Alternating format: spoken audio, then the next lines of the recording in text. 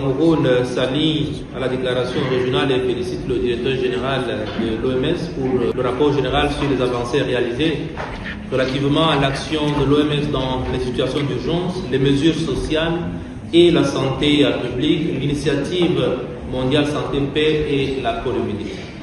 Le monde connaît actuellement une augmentation notable des urgences sanitaires épidémiques et non épidémiques avec des effets néfastes sur la santé des populations.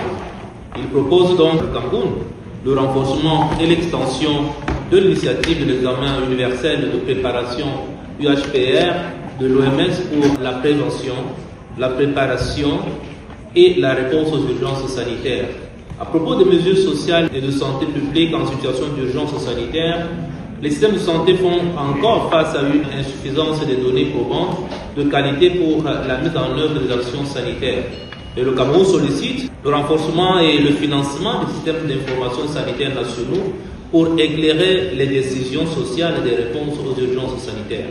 Concernant l'initiative mondiale santé et paix, le Cameroun encourage la valorisation des actions et des stratégies sanitaires à l'instar de la couverture santé universelle, promotrice de l'équité sociale, de la justice sociale pour une paix durable.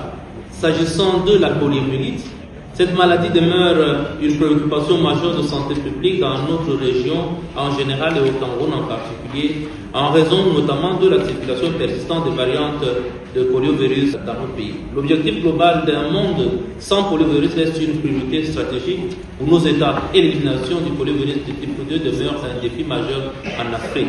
Aussi, le Cameroun plaide pour une intégration des services de vaccination dans le système de santé, un renforcement du financement des campagnes et de la vaccination de routine. Et le Cameroun prend enfin note du rapport et réaffirme son soutien et son engagement aux stratégies et orientations de l'OMS.